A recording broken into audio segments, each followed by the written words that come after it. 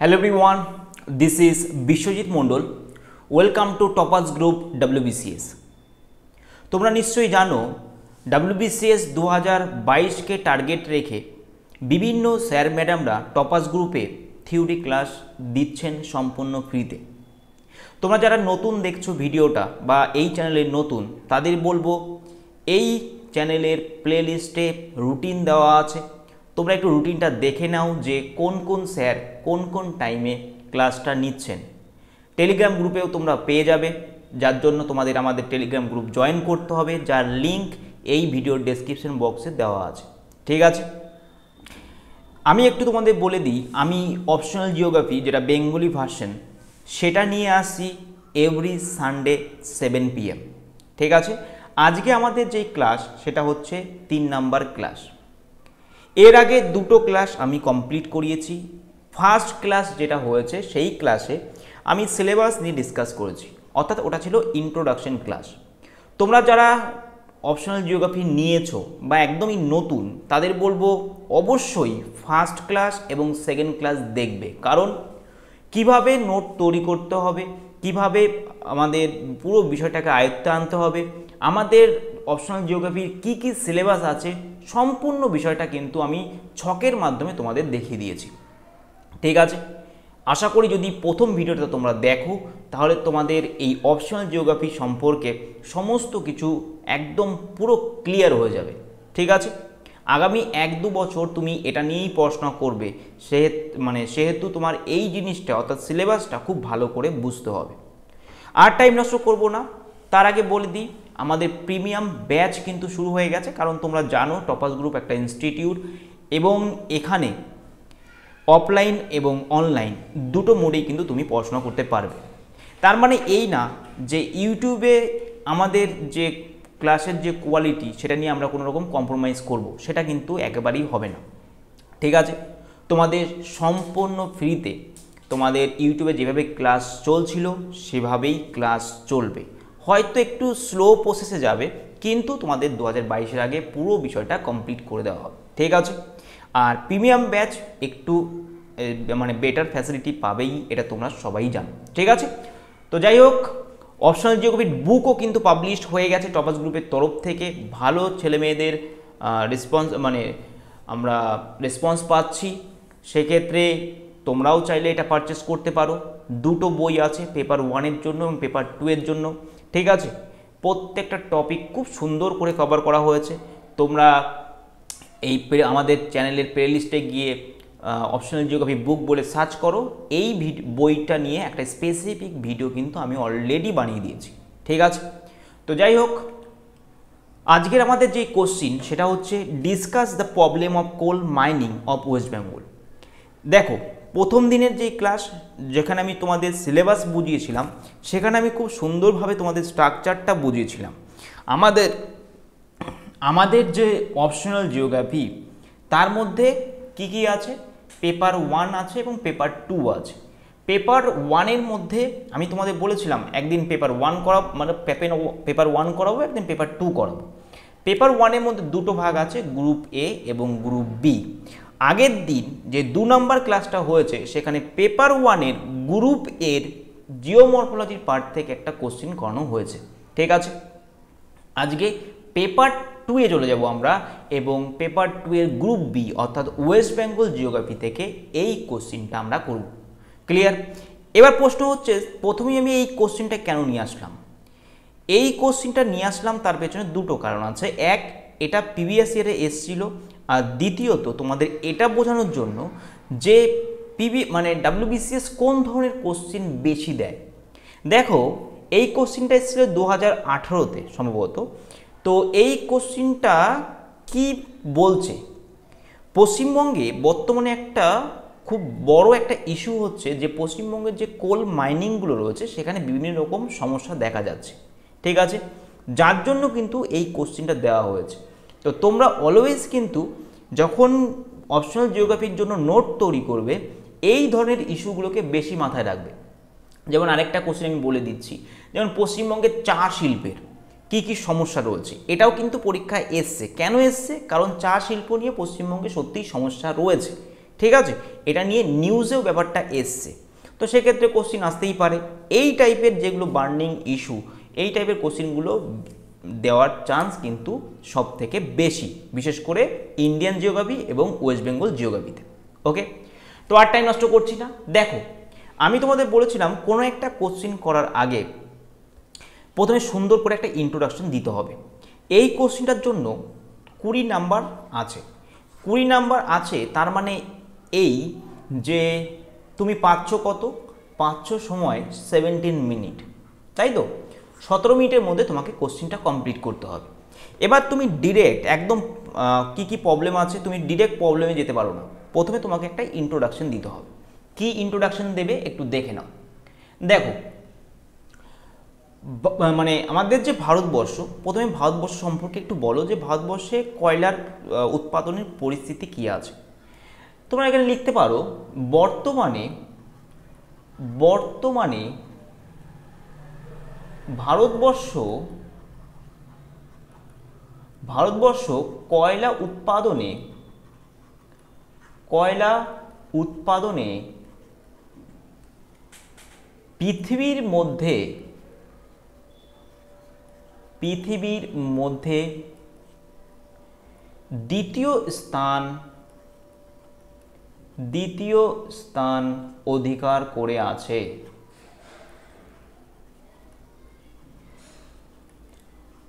দ্বিতীয় স্থান অধিকার করে আছে লিখলে। এবং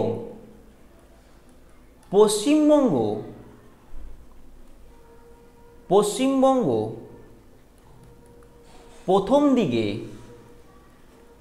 প্রথম দিকে কয়লা উৎপাদনে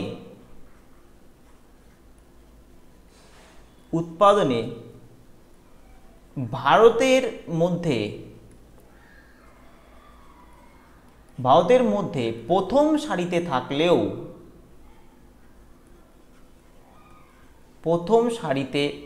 থাকলেও বর্তমানে সপ্তম স্থানে রয়েছে।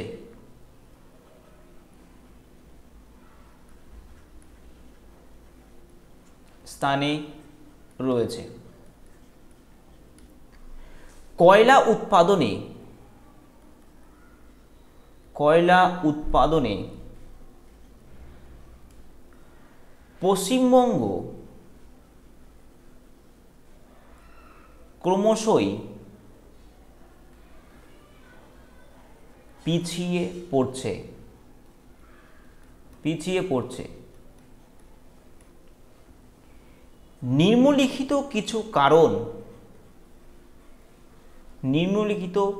কিছু কারণ বা সমস্যা এই জন্য প্রধানত দায়ী।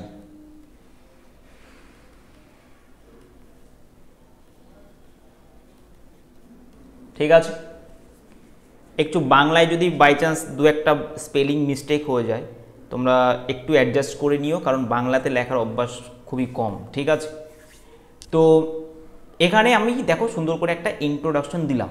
প্রথমে আমি কি বললাম, আমি বেশি বড়ও করিনি ইন্ট্রোডাকশন, বেশি ছোটও করিনি, জাস্ট আমি শুরু করার আগে আমি বলে দিলাম বর্তমানে ভারতবর্ষ কয়লা উৎপাদনে পৃথিবীর মধ্যে দ্বিতীয় স্থানে রয়েছে এবং ভারতের মধ্যে পশ্চিমবঙ্গ সপ্তম স্থানে রয়েছে। প্রথম দিকে পশ্চিমবঙ্গ ভারতের মধ্যে একটা ভালো পজিশনে ছিল এবং তারপর আস্তে আস্তে পিছিয়ে গেছে। কেন পিছিয়ে গেছে? কিছু কারণের জন্য। সেই কারণগুলো কি, সেটা নিয়েই তো আমাদের কোশ্চিন, সেটা নিয়েই তো আমাদের লিখতে হবে।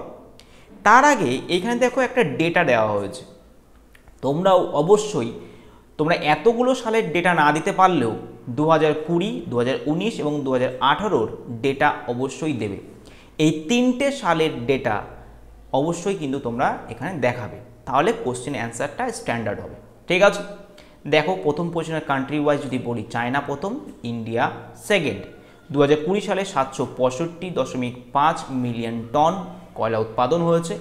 2019 সালে 753, ঠিক আছে, আর 2018 সালে 760.4 মিলিয়ন টন কয়লা উৎপাদন হয়েছে। ক্লিয়ার? বুঝিয়ে দিলে তুমি, তার মানে পরীক্ষক বুঝে গেল তুমি ডেটাও জানো, তুমি ভারতবর্ষের মধ্যে পশ্চিমবঙ্গ কত নম্বর পজিশনে রয়েছে সেটাও জানো এবং সুন্দর করে তুমি বুঝিয়েও দিয়েছো। এরপর তোমাকে লিখতে হবে সমস্যা, ঠিক আছে। তাহলে তুমি কোশ্চিন কি দিয়েছে, কোশ্চিন দিয়েছে problem of coal mining of West Bengal, ঠিক আছে। তাহলে তুমি এখানে লিখছো কয়লা উৎপাদনের সমস্যা, ঠিক আছে। কি কি সমস্যা, এবার তুমি নিচে লিখছো এই সমস্যাগুলো কিন্তু রয়েছে। প্রথম দেখো 1 নম্বরে রয়েছে নিকৃষ্ট মানের কয়লা। তোমরা জানো যে কয়লা ভেরিয়েশন 4টে হয়, মানে কয়লা 4টে টাইপের হয়, ঠিক আছে। অ্যান্থ্রাসাইট, তোমার বিটুমিনাস, ঠিক আছে, লিগনাইট, পিট কয়লা। আমি কয়লার মধ্যে কার্বনের পরিমাণের উপর ডিপেন্ড করে যে কয়লা কতটা উৎকৃষ্ট শ্রেণীর। কিন্তু পশ্চিমবঙ্গে যে ধরনের কয়লা উৎপাদন হয় সেখানে কার্বনের পরিমাণ খুব কম এবং তাদের এজটাও, কয়লা যত বেশি দীর্ঘদিন ধরে থাকবে তত কয়লার উৎকর্ষতা বাড়বে, কার্বনের পরিমাণ বাড়বে। কিন্তু কয়লা পশ্চিমবঙ্গের যে কয়লাগুলো বর্তমানে পাওয়া যাচ্ছে মাইনিং করার ফলে সেখানে কার্বনের পরিমাণ কম এবং এদের বয়সও খুব কম, যার ফলে কয়লা যখন জ্বালানো হচ্ছে তখন সেখান থেকে বেশিরভাগই ধোঁয়া উৎপাদন হচ্ছে, মানে ধোঁয়া উৎপন্ন হচ্ছে তাপের তুলনায়, ঠিক আছে। তাহলে দেখো নিকৃষ্ট মানের কয়লা, এটা হচ্ছে প্রথম পয়েন্ট। দেখো এখানে কি সুন্দর করে লেখা আছে, পশ্চিমবঙ্গের খনি অঞ্চলে যে সমস্ত কয়লা পাওয়া যায় তা অধিকাংশই নিকৃষ্ট থেকে মাঝারি মানের, ঠিক আছে। এখানে রানীগঞ্জ, আসানসোল ও উৎকৃষ্ট গুণমানের কোকিং কয়লা 288 মিলিয়ন টন এবং উৎকৃষ্ট নয় এমন কয়লা মোট 7597 মিলিয়ন টন সঞ্চিত রয়েছে। বুঝতে পেরেছো, মাত্র 288 মিলিয়ন টন উৎকৃষ্ট শ্রেণীর কয়লা অর্থাৎ বিটুমিনাস এবং অ্যান্থ্রাসাইট টাইপের কয়লা রয়েছে, বাকি সব লিগনাইট ও পিট কয়লা টাইপের কয়লা, যেটা হচ্ছে 7597 মিলিয়ন টন। এবার অবশ্যই ভালো কয়লাগুলো আগে উত্তোলিত হয়ে যাবে। দীর্ঘদিন পশ্চিমবঙ্গ কয়লা উৎপাদনে একটা অগ্রণী ভূমিকা পালন করেছে, কিন্তু এখন সেই উৎকৃষ্ট মানের কয়লাটা আর সেভাবে উৎপাদন করা যাচ্ছে না, কারণ সেভাবে সঞ্চয়ই নেই, ঠিক আছে।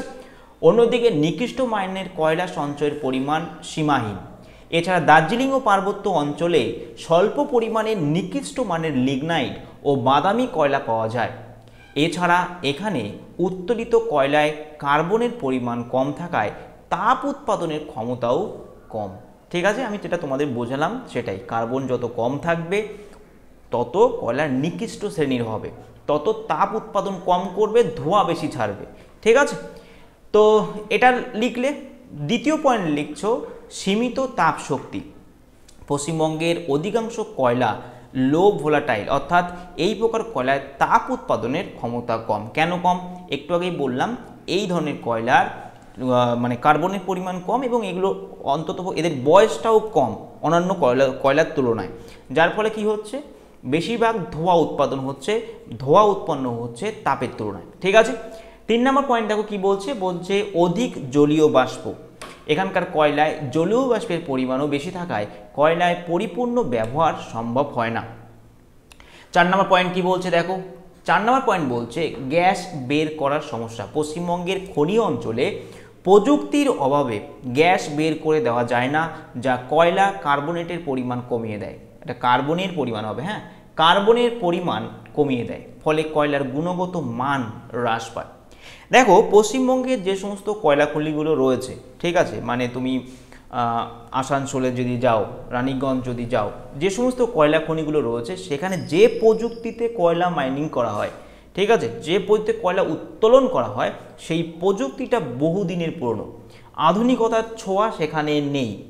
বিভিন্ন অনেক বছর ধরে তোমরা নিউজে শুনতেও পাবে যে কেউ নিচে গেছে, শ্রমিকরা ধস চেপে গেছে, তার মানে তাদের কাছে সেই নির্দিষ্ট ইনস্ট্রুমেন্টগুলো নেই যার মাধ্যমে ওটাকে উত্তোলন করা যাবে, ঠিক আছে। এখনও আমরা শ্রম নিবিড় কয়লা উত্তোলন করছি, মানে শ্রমের উপর নির্ভর করেই কয়লা উত্তোলন করছি, ঠিক আছে।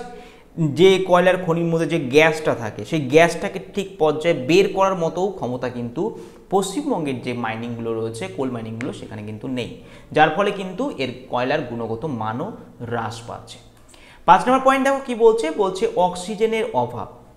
গভীর কয়লা খনি অঞ্চলে অক্সিজেনের অভাব একটি গুরুত্বপূর্ণ সমস্যা, যা খনিতে কাজ করা শ্রমিকদের কর্মদক্ষতাকে হ্রাস করে। তোমরা সবাই জানো মানুষের বেঁচে থাকার জন্য মানে অক্সিজেনের প্রয়োজন, ঠিক আছে।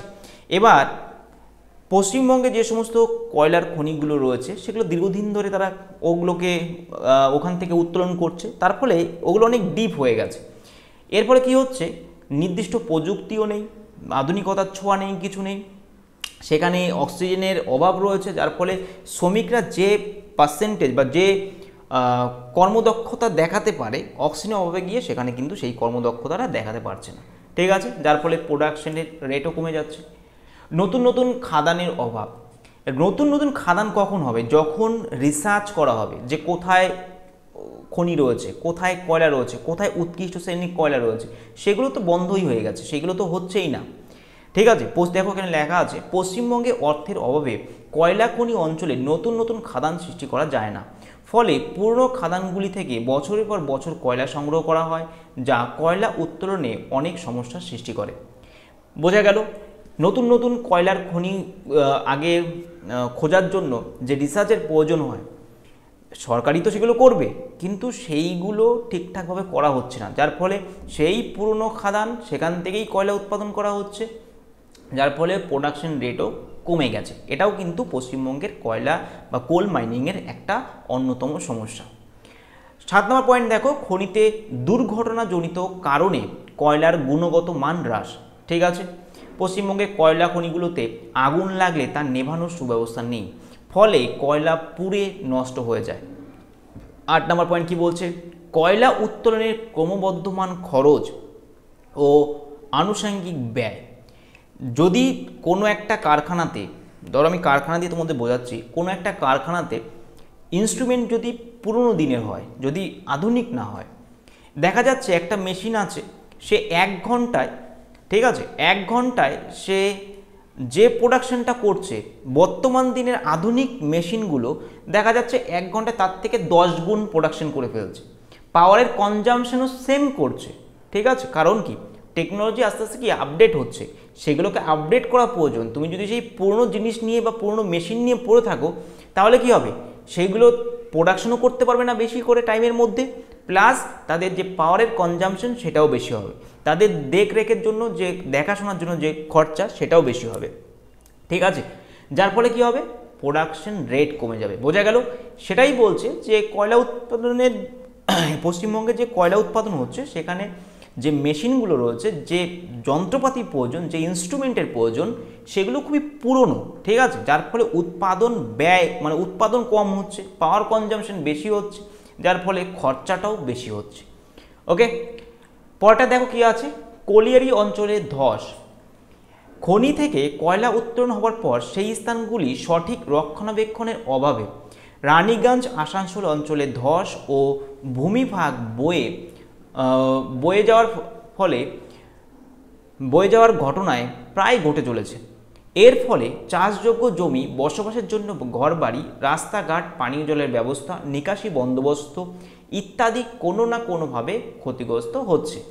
দেখো, কোনো একটা জায়গা থেকে যদি কয়লা উত্তোলন করা হয়ে যায়, সেই জায়গাটায় রক্ষণাবেক্ষণ করতে হয়, ঠিক আছে, সেখানে অন্যান্য জায়গা থেকে নুড়ি কাপড় বালি এনে সেই জায়গাটাকে ভরতে হয়, তো সেইগুলো ঠিকঠাকভাবে হচ্ছে না, ঠিক আছে, যার ফলে কি হচ্ছে, সেই জায়গাটার নিচে যদি ভূমির মাঝখানে অংশটা ফাঁকা থাকে, তাহলে দীর্ঘদিন যদি বৃষ্টি হয়, তাহলে সেক্ষেত্রে সেখানে ধস পড়ার একটা চান্স থাকে। এইরকমই ঘটনা কিন্তু ঘটছে রানীগঞ্জ, তারপর আসানসোল, এই সমস্ত জায়গাগুলোতে, যার ফলে কি হচ্ছে, বিভিন্ন যে চাষযোগ্য জমি, ঘরবাড়ি, রাস্তাঘাট, এইগুলো ভীষণ ক্ষয়ক্ষতি হচ্ছে। মানুষজন মানে এই কয়লা উত্তোলনের কথা শুনেই ভয় পাচ্ছে, ঠিক আছে। 10 নম্বর পয়েন্ট দেখো কি বলছে, 10 নম্বর পয়েন্ট বলছে বিশুদ্ধ কয়লার অভাব। ওটাই সেই সেম পয়েন্ট, পশ্চিমবঙ্গে যে সমস্ত কয়লা পাওয়া যায় তার মধ্যে ছাইয়ের পরিমাণ 15 থেকে 13% এবং উদবায়ী পদার্থের পরিমাণ 15 থেকে 40%। 22.5% ছাইযুক্ত কয়লা ধাতু নিষ্কাশনের অনুপযোগী বলে অধিকাংশ কয়লা ওসিয়ারি ধুয়ে পরিষ্কার করে নেওয়া প্রয়োজন। ফলে কয়লার প্রকৃতিগত সমস্যার জন্য শুধু যে উৎকৃষ্ট মানের লো ইস্পাত উৎপাদন ব্যাহত হয় তা নয়, ওসিয়ারিতে কয়লা বিশুদ্ধ করে নেওয়ার বাড়তি খরচের জন্য উৎপাদন ব্যয়ও বৃদ্ধি পায়। তার মানে কি, কয়লার মধ্যে যদি প্রচুর পরিমাণে ডাস্ট থাকে, প্রচুর পরিমাণে অ্যাশ থাকে, ছাই থাকে, তাহলে সেইগুলোকে পরিশুদ্ধ করতে হয়। এবং যখন সেটা কোনো কারখানা বা কোম্পানিতে যাচ্ছে তারা যখন সেটাকে পরিশোধন করছে তখন তাদের এক্সট্রা খরচা বেড়ে যাচ্ছে, উৎপাদন ব্যয়টা বেড়ে যাচ্ছে। কোম্পানির খরচা মানে কি উৎপাদন ব্যয় বাড়া, এটাও কিন্তু একটা সমস্যা। ঠিক আছে, তাহলে তোমরা আমার সাথে বলো, এখনই মুখস্থ হয়ে যাবে। তোমরা জাস্ট ভাবো পশ্চিমবঙ্গে কয়লা উৎপাদনের সমস্যা তোমাদের পরীক্ষায় দিয়েছে। ফার্স্ট পয়েন্ট তোমরা কি লিখবে, সুন্দর করে একটা ইন্ট্রোডাকশনে তোমরা কি বলবে, ইন্ট্রোডাকশনের মধ্যে তোমরা বলবে যে পশ্চিমবঙ্গ বলার আগে তোমরা বলবে ভারতবর্ষ কয়লা উৎপাদনে দ্বিতীয় স্থান অধিকার করে আছে, ভারতবর্ষের মধ্যে পশ্চিমবঙ্গ কয়লা উৎপাদনে সপ্তম স্থান অধিকার করে আছে। প্রথম দিকে পূর্বে পশ্চিমবঙ্গ ভারতের মধ্যে একটা অন্যতম স্থান অধিকার করে থাকলেও, অর্থাৎ কয়লা উৎপাদনে একটা অন্যতম স্থান অধিকার করে থাকলেও বর্তমানে পশ্চিমবঙ্গ কিন্তু এই কয়লা উৎপাদনে পিছিয়ে পড়ছে। কেন পিছিয়ে পড়ছে সেটাই তোমার অ্যান্সার। তুমি নিচে লিখছো যে কিছু কারণবশত বা কিছু সমস্যার জন্য পশ্চিমবঙ্গ মানে কয়লা উৎপাদনে সমস্যা দেখা যাচ্ছে। কি কি কারণ নিচে লিখছো। তার আগে একটা ডেটা দিয়ে দিবে, ডেটার মধ্যে তুমি বলে দিলে যে ভারতবর্ষ সেকেন্ড র্যাঙ্ক রয়েছে, ফার্স্ট রয়েছে চায়না, 2020 সালে কত প্রোডাকশন হয়েছে, 19 সালে কত প্রোডাকশন হয়েছে, 2018 সালে কত প্রোডাকশন হয়েছে। ঠিক আছে, প্রথমেই তুমি বলে দিলে কয়লা উৎপাদনে কী কী সমস্যার মধ্যে নিকৃষ্ট মানের কয়লা, অর্থাৎ পশ্চিমবঙ্গের যে কয়লা পাওয়া যায় সেগুলো নিকৃষ্ট মানের, সীমিত তাপ শক্তি, অর্থাৎ যদি কয়লা নিকৃষ্ট হয় তাহলে তাপ শক্তি সেখান থেকে উৎপাদন হবে না, শুধু ধোঁয়া বেরোবে, সেটাও তুমি বললে। অধিক জলীয় বাষ্প বললে, গ্যাস বের করার সমস্যা, অর্থাৎ মাইনিং যে খাদানগুলো রয়েছে কয়লার খাদান, সেই খাদান থেকে ঠিকঠাকভাবে গ্যাস বের করা যাচ্ছে না, অক্সিজেনের অভাব হচ্ছে, এবং অক্সিজেনের অভাব যদি হয় তাহলে শ্রমিকরা কি করবে, শ্রমিকরা তাদের যে কর্মদক্ষতা সেটা সঠিকভাবে কাজে লাগাতে পারবে না। ঠিক আছে, কারণ লো অক্সিজেন থাকলে মানুষ ঠিকঠাকভাবে তার 100% কাজটা করতে পারে না। ঠিক আছে, একটুতেই সে হাঁপিয়ে যাবে। নতুন নতুন খাদানের অভাব, যেহেতু পশ্চিমবঙ্গ সরকার এই জন্য নতুন কোনো ভূমিকা গ্রহণ করছে না বা নতুন কোনো রিসার্চ করছে না, তাই নতুন খাদানের অভাব হচ্ছে, যার ফলে পুরনো খাদান থেকে বারবার কয়লা উত্তোলন করা হচ্ছে, এটাও একটা সমস্যা। খনিতে দুর্ঘটনাজনিত কারণে কয়লার গুণমান হ্রাস, অনেক সময় দেখা যায় তোমার পুরনো যন্ত্রপাতি থাকার জন্য কয়লার খনিগুলোতে আগুন লেগে যায়, সেই আগুন নেভানোর জন্য সেরকম সুপরিকল্পিত ব্যবস্থা নেই, যার ফলে কি হচ্ছে আগুন মানে কয়লা পুড়ে ছাই হয়ে যায়, এটাও একটা সমস্যা। পরের পয়েন্ট দেখো, কয়লা উত্তোলনের ক্রমবর্ধমান খরচ ও আনুষঙ্গিক ব্যয়। যদি কয়লা উৎপাদন যে মেশিনগুলো করছে সেই মেশিনের খরচা মানে সেই মেশিনের যদি পুরনো হয়, সেই মেশিন যদি আধুনিক না হয় তাহলে তার সময় লাগবে বেশি উৎপাদন করতে, সময় মানেই সেখানে উৎপাদন খরচাটা বেড়ে যাওয়া। ঠিক আছে, সে পাওয়ার কনজাম্পশন বেশি করবে, যার ফলে উৎপাদনটাও বেড়ে যাবে। এছাড়া কলিয়ারি অঞ্চলের ধস, এটাও একটা সমস্যা, শ্রমিকরা নিচে খাদানে নামতে ভয় পাচ্ছে। ঠিক আছে, বিশুদ্ধ কয়লার অভাব রয়েছে, এইগুলোই তোমাকে লিখতে হবে। টোটাল 10টা পয়েন্ট তুমি লিখলে। ঠিক আছে, 10টা পয়েন্ট। এরপর তোমরা যদি মনে করো যে না আরও কিছু লিখবে, তাহলে সেক্ষেত্রে 11 নম্বর পয়েন্ট দেখো, পরিবহনের অসুবিধা, অর্থাৎ কয়লা কঠিন জ্বালানি, ফলে পরিবহনে অসুবিধা, গুদামজাত করার সমস্যা ও পরিবহনে ক্রমবর্ধমান খরচের জন্য কয়লা সরবরাহ এখন ততটা লাভজনক ব্যবসা নয়। লাভ কমে যাওয়ায় পশ্চিমবঙ্গের অনেক কয়লা খনি বন্ধের মুখে। ঠিক আছে, বোঝা গেল পরিবহনের অসুবিধা, এটাও লিখে দিতে পারবে। কয়লার অপচয় ঘটছে। ঠিক আছে, এবং উপজাত দ্রব্য উৎপাদনের সমস্যা, কয়লা থেকে প্রচুর পরিমাণে উপজাত দ্রব্য পাওয়া যায়, কিন্তু সেইগুলোকে বের করার জন্য, সেগুলোকে উৎপন্ন করার জন্য নির্দিষ্ট শিল্পের প্রয়োজন, সেই শিল্পই তো পশ্চিমবঙ্গে নেই। ঠিক আছে, সেই জন্য এইটাও তুমি একটা কারণ হিসেবে লিখতে পারো। দেখো ভালো করে মাথায় রাখবে, আজকে একটা পয়েন্ট বলে দিই, ইন্ডিয়ান জিওগ্রাফি এবং ওয়েস্ট বেঙ্গল জিওগ্রাফির মধ্যে অনেকটাই মিল তুমি পাবে। মিল পাবে কেমন, ধরো তোমাকে এখানে কোশ্চিনটা আজকে দিয়েছে পশ্চিমবঙ্গের কোল মাইনিংয়ের কি কি সমস্যা রয়েছে। তোমাকে যদি কোশ্চিনটা করা হতো ভারতে কোল মাইনিংয়ে কি কি সমস্যা রয়েছে, তুমি সেম অ্যান্সার পড়ে তুমি কিন্তু অ্যান্সারটা লিখতে পারতে। সেখানে কিছু জায়গায় তোমাকে একটু পরিবর্তন করতে হতো। ঠিক আছে, এখানে যেমন আমি পশ্চিমবঙ্গে রানীগঞ্জ আসানসোলের কয়লার খনির কথা বললাম, ঠিক তেমনিভাবে তুমি যদি ভারতের কোশ্চিন লিখতে যে ভারতের কোল মাইনিংয়ে কী কী সমস্যা রয়েছে, তাহলে তুমি সেক্ষেত্রে তোমার ঝরিয়া, ঠিক আছে, মানে ঝাড়খণ্ড, তারপরে তোমার উড়িষ্যা, এই সমস্ত জায়গাতে যে সমস্ত কয়লা খনিগুলো রয়েছে বা ভারতবর্ষের যেখানে যেখানে কয়লা খনি রয়েছে সেখানে কি সমস্যা রয়েছে সেটাকে যদি এই পয়েন্টের মধ্যেই ফেলে দাও তোমার অ্যান্সার রেডি হয়ে যাবে। ক্লিয়ার, বোঝা গেল? তো এই ছিল আজকে আমাদের কোশ্চিন, খুবই ছোট কোশ্চিন ছিল, তোমাদের আমি বোঝাতে পারলাম যে কীরকমভাবে কোশ্চিন দিচ্ছে তোমাদের অপশনাল জিওগ্রাফিতে। ওরা কারেন্ট টপিকগুলোকে, কারেন্ট ইস্যুগুলোকে কিন্তু তুলে ধরে সবার আগে, বিশেষ করে ইন্ডিয়ান জিওগ্রাফি এবং ওয়েস্ট বেঙ্গল জিওগ্রাফিতে ইন্ডিয়ান জিও এবং ওয়েস্ট বেঙ্গল জিওতে কারেন্ট ইস্যু যেগুলো রয়েছে সেইগুলো কিন্তু ওরা সব থেকে বেশি তুলে ধরে। ঠিক আছে, আমাদের ক্লাসগুলো যদি তোমাদের ভালো লাগে অবশ্যই সাবস্ক্রাইব করে দেবে। এই রকম ক্লাস কিন্তু আমরা তোমাদের জন্য নিয়ে আসবো, আরও টিচার নিয়ে আসবো, সম্পূর্ণ ফ্রিতে তোমরা ক্লাস করতে পারবে, কারো কাছে কোনো রকম টাকা চাওয়া হবে না। হ্যাঁ, প্রিমিয়াম ব্যাচে যুক্ত হলে সেটা অন্য ব্যাপার। ঠিক আছে, বোঝা গেল?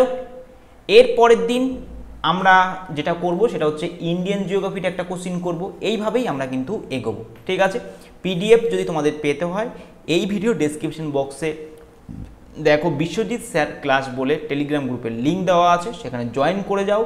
জয়েন করে তোমরা এই পিডিএফটা কিন্তু কালেক্ট করতে পারো। ঠিক আছে, তোমাদের আমি বলবো সেকেন্ড ভিডিওটা অবশ্যই দেখবে, সেখানে আমি পুরো সিলেবাসটাকে ছোট করে যতটা সহজে বোঝানো যায় বুঝিয়ে দিয়েছি। ওই ক্লাসটা করলে অপশনাল জিওগ্রাফির সিলেবাস তুমি 5 মিনিটের মধ্যে পুরো ক্লিয়ার হয়ে যাবে তোমার কাছে, তুমি পুরো বুঝে যাবে। ঠিক আছে, তো সেক্ষেত্রে আজকের ভিডিও এই পর্যন্তই থাক। আবার আসবো আমি নেক্সট রবিবার দিন সন্ধ্যা 7টার সময়। তোমাদের অনেক ভালোবাসা পাচ্ছি, তোমাদের অনেক সাপোর্ট পাচ্ছি, যার জন্য খুব তাড়াতাড়ি আমরা এগোচ্ছি। এইভাবেই তোমরা সাপোর্ট করে যেও। আর হ্যাঁ, যারা বইটা পারচেস করতে চাও, অনেকেই বলছে আমাকে, ঠিক আছে, অনেকে রিপ্লাই দেওয়া হয় না, তারা অবশ্যই 9382126206 এই নাম্বারে কল করে বইটাকে অর্ডার দিয়ে দেবে। ঠিক আছে, তোমাদের বাড়িতে 2 দিনের মধ্যে তোমাদের বাড়িতে কিন্তু স্পিড পোস্টের থ্রু পৌঁছে যাবে। ওকে, চলো অফ হলাম, আজকে ক্লাস এই পর্যন্তই।